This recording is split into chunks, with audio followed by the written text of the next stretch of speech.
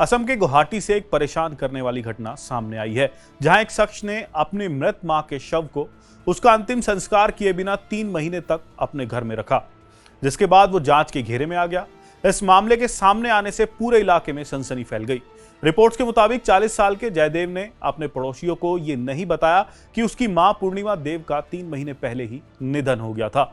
इसके बजाय वह अपनी मां के लिए खाना ले जाता रहा और सबको ऐसे दिखाता रहा जैसे उसकी मां अभी भी जिंदा है।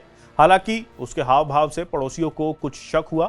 वो लगातार बैंक से पैसे भी निकाल लेता था। पड़ोसियों को इस बात से भी शक हुआ कि पूर्णिमा को लंबे समय से बाहर नहीं देखा गया था। उनके घर के बाहर कूड़े का बड़ा ढेर भी लगा हुआ था।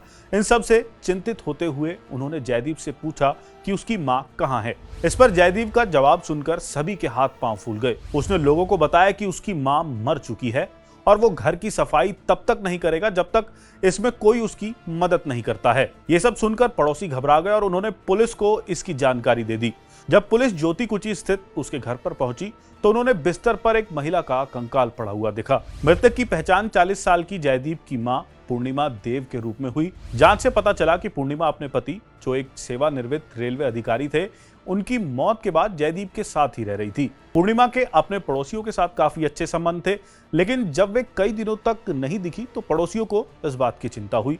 छानबीन करने पर घर के अंदर जो मिला, पुलिस भी उसे देखकर हैरान रह गई। चल रही जांच से पता चला है कि शायद जयदीप की मानसिक हालत ठीक ना हो। कथित तौर पर यह भी सामने आया कि जयदीप ने सालों तक मां पूर्णिमा देव को घर तक ही सीमित रखा और उन्हें बाहर भी नहीं जाने देता था। उनकी मृत्यु के बाद जयदीप ने उनका अंतिम संस्कार नहीं किया और उनके मृत शरीर के साथ ही रहता रहा। उसे ये उम्मीद थी कि शायद एक दिन उसकी मां जिंदा हो जाए। जयदीप के पास कोई नौकरी नहीं थी, वे केवल अपनी मां की पेंशन पर ही निर्भर था। पड़ोसियों ने शुरू में मान लिया कि वे अपनी और अपनी मां दोनों के लिए खाना लेकर जाता है, लेकिन वे सभी असलियत से अनजान थे। जयदीप ने अपनी मां की मौत के बारे में 3 महीने तक सच्चाई छिपाई। ये जानकर अब सब लोग हैरान हैं। पुलिस को घर की तलाशी के दौरान कंकाल के पास कुछ धार्मिक वस्तुएं मिली, जिनमें भगवान शिव की तस्वीर, दूबे घास, एक दीपक और भोजन प्रसाद शामिल था। जयदीप ने यह भी खुलासा किया कि वह रोजाना ओम नमः शिवाय मंत्र का जाप करता था। अधिकारियों का अनुमान है कि उसे यह विश्वास हो गया था कि मृत्युंजय मंत्र के जाप से उसकी मां फिर से जिंदा हो सकती है या हमेशा के लिए जिंदा ही रह सकती है। ऐसी खबरें पाते रहने के लिए हमारे चैनल मनी कंट्रोल को सब्सक्राइब करें।